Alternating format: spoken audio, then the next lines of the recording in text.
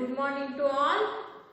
ನಾವಿವಾಗ ಫಸ್ಟ್ ಚಾಪ್ಟರ್ನ ತಿಳ್ಕೊಂಡಿದ್ದೀವಿ. ಆ ಫಸ್ಟ್ ಚಾಪ್ಟರ್ಸ್ ಅಲ್ಲಿ ಯಾವ್ಯಾವ ಥರ ಕ್ವಶನ್ಸ್ ಕೇಳ್ತಾರೆ ಅಂತ ಹೇಳಿ ತಿಳ್ಕೊಂತ ಹೋಗೋಣ.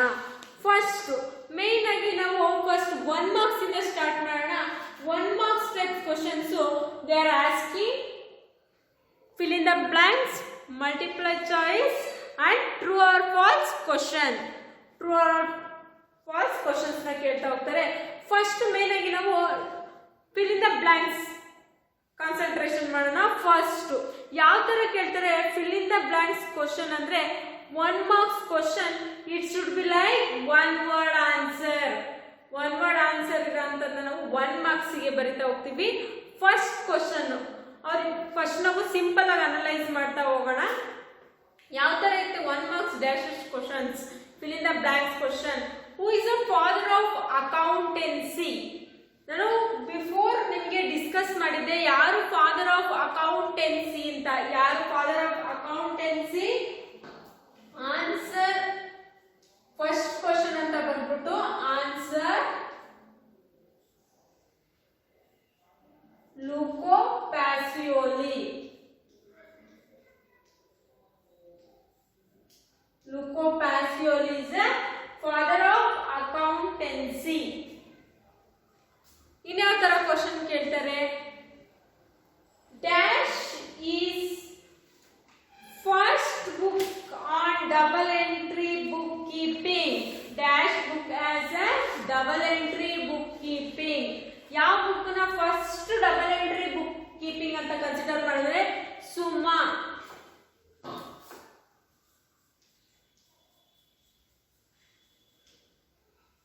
ಸುಮಾ ಅನ್ನೋ ಬುಕ್ ನಾವು ಡಬಲ್ ಎಂಟ್ರಿ ಬುಕ್ ಕೀಪಿಂಗ್ ಅಂತ ಹೇಳಿ ಕನ್ಸಿಡರ್ ಮಾಡ್ತೀವಿ. ಯಾರು ಸುಮಾ ಅನ್ನೋ ಬುಕ್ ನ ರಿಟರ್ನ್ ಮಾಡಿದ್ದು ರೋಟ್ ಮಾಡಿದ್ದು ಅಂತ ಕೇಳಿದ್ರೆ ಲೂಕೋ ಪ್ಯಾಸಿಯೋಲಿ. ಆ ತರ ಕೂಡ ಕ್ವಶನ್ಸ್ ಕೇಳ್ಬೋದು.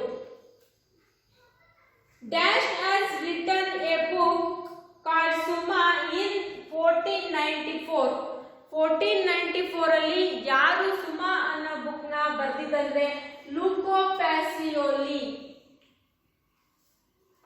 Next Kautilya a ministry in Chandragupta's kingdom wrote a book on economics named. ನಾನು ಹೇಳ್ತೀನಿ ನಿಮಗೆ ಕೌಟಿಲ್ಯನ ಕಾಲದಿಂದಲೂ ಕೂಡ ಅಕೌಂಟೆನ್ಸಿ ಅನ್ನೋದಿದೆ. ಯಾವಾಗ ಥಿಯರಾಟಿಕಲ್ ಬೇಸ್ ಅಲ್ಲಿ ಮತ್ತೆ ಪ್ರಾಕ್ಟಿಕಲ್ ಥಿಂಕಿಂಗ್ ಅಲ್ಲಿ ಇತ್ತು. ಅದನ್ನ ಯಾರು ಏನಂತ ಕರಿತಾ ಇದ್ರು ಅಂದ್ರೆ ಅರ್ಥಶಾಸ್ತ್ರ.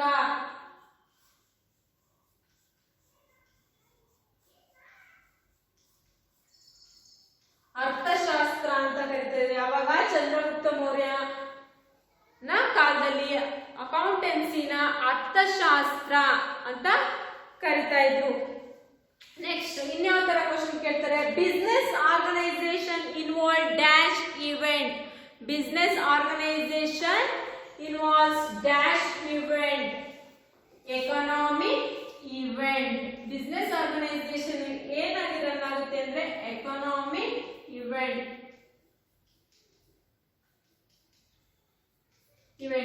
ಈ ತರ ಮತ್ತೆ ಇನ್ಯಾವ ತರ ಕೇಳ್ಬೋದು?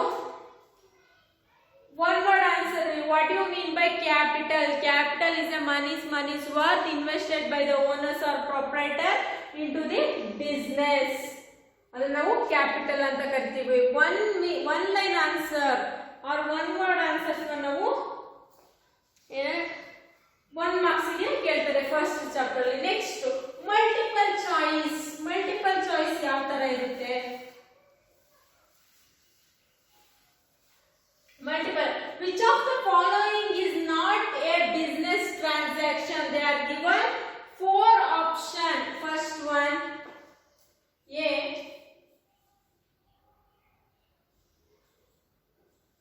Bond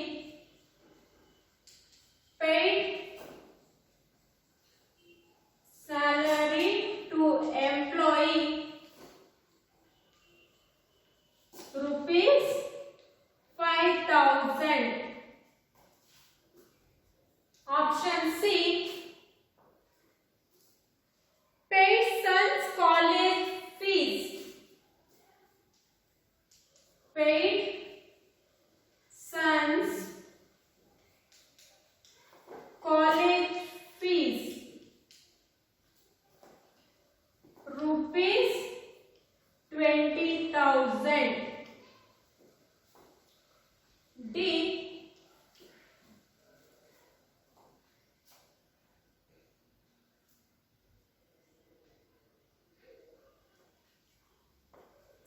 Paid son's college fees rupees 20,000 from personal account. Next, paid son's college fees from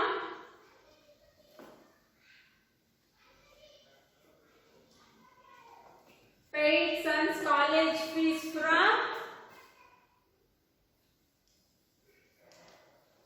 business account. ನೋಡಿ ಅವರು 4 ಮಲ್ಟಿಪಲ್ ಚಾಯ್ಸ್ ಕೊಟ್ಟಿದ್ದಾರೆ.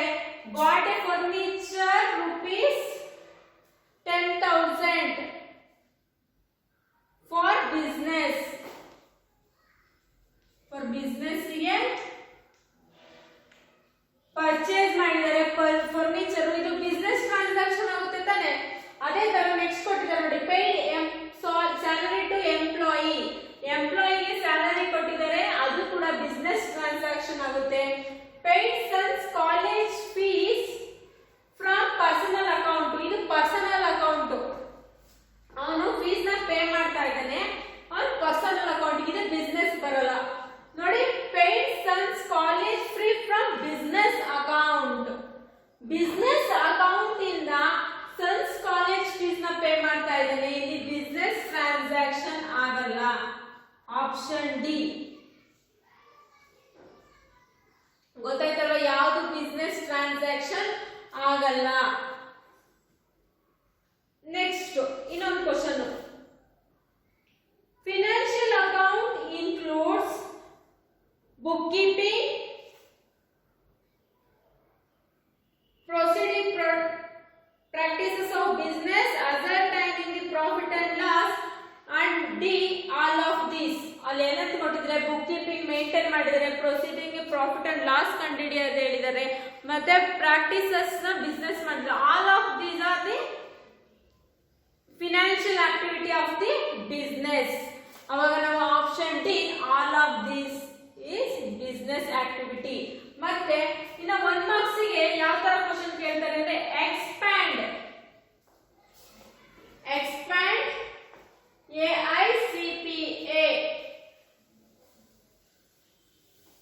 1 marks question, expand AICPA.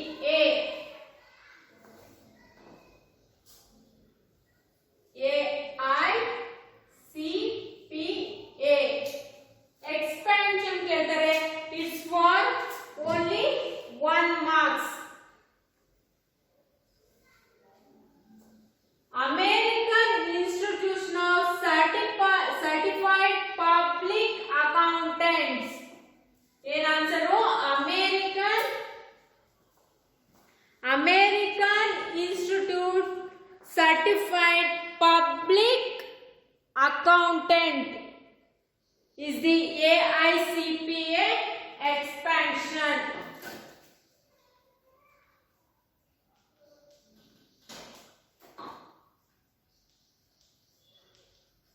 American Institute Certified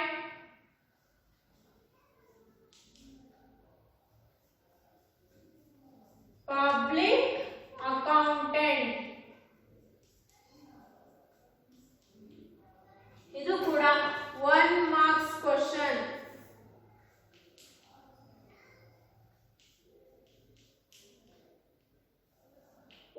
question ಗೆ ಎಕ್ಸ್ಪಾನ್ಷನ್ ಕೇಳಬಹುದು. ನೆಕ್ಸ್ಟ್ ಬ್ರಾಂಚಸ್ ಆಫ್ ಅಕೌಂಟಿಂಗ್, ಇದನ್ನು ಕೇಳ್ತಾರೆ 2 marks 1 marks ಗೆ. Branches of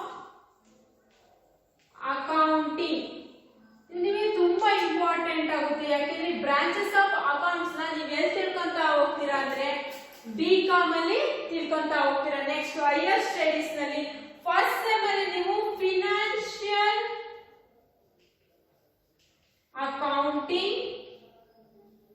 ಇದು first time ಅಂತ ತಿಳ್ಕೊಂತೀರಾ. ಏನೆಲ್ಲ ಫಿನಾನ್ಷಿಯಲ್ ಆಕ್ಟಿವಿಟೀಸ್ ಆಗುತ್ತೆ ಅದನ್ನ ನಾವು ಫಿನಾನ್ಷಿಯಲ್ ಅಕೌಂಟಿಂಗ್ ಅಂತ ಕರಿತೀವಿ.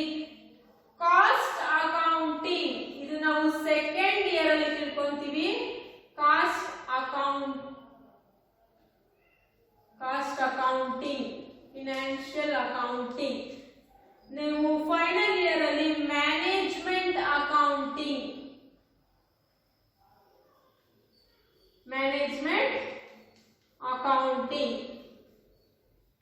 ಇದು 2 ಮಾರ್ಕ್ಸ್ ಕೇಳ್ತಾರೆ.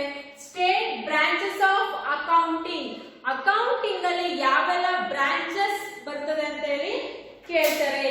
ಅದನ್ನ ನಾವು ಬ್ರೀಫ್ ಆಗಿ ಎಲ್ಲಿ ತಿಳ್ಕೊಂತೀವಿ ಅಂದ್ರೆ ಇನ್ ಬಿಕಾಮ್ ಅಲ್ಲಿ. ಬಿಕಾಮ್ ಮಾಡ್ಬೇಕಾದ್ರೆ ನಾವು ಇನ್ ಡೀಟೇಲ್ ಆಗಿ ತಿಳ್ಕೊಂತಾರೆ. ಹಿಂಗೆ ನಿಮ್ಗೆ ಇಷ್ಟು ಇಂಪಾರ್ಟೆಂಟ್ ಥಿಂಗ್ಸ್ 1 ಮಾರ್ಕ್ಸ್ ಕ್ವಶನ್ಸ್ಗೆ ಅದೆಲ್ಲ ನಾನು ಕ್ಲಾಸ್ ಮಾಡ್ಬೇಕಾದ್ರೆ ಡಿಸ್ಕಷನ್ ಮಾಡಿದ್ದೀನಿ. 2 ಮಾರ್ಕ್ಸ್ಗೆ ಯಾವ ತರ ಕ್ವಶನ್ಸ್ ಕೇಳ್ತಾರೆ ಅಂತ. ಜಾಸ್ತಿ ನಿಮ್ಗೆ 2 ಮಾರ್ಕ್ಸ್ಗೆ ಓನ್ಲಿ ಮೀನಿಂಗ್ಸ್ ಯಾವುದು ನಿಮಗೆ ಬೇಸಿಕ್ ಟರ್ಮ್ಸ್ ಯಾವ್ದು ಹೇಳ್ಕೊಟ್ಟಿದ್ದೀನಿ.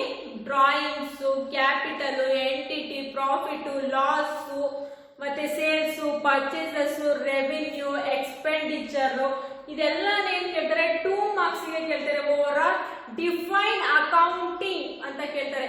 ಡಿಫೈನ್ ಅಕೌಂಟಿಂಗ್ ಅಂದ್ರೆ ಯಾವ ತರ ಬರ್ತಂದ್ರೆ ಡೆಫಿನೇಷನ್.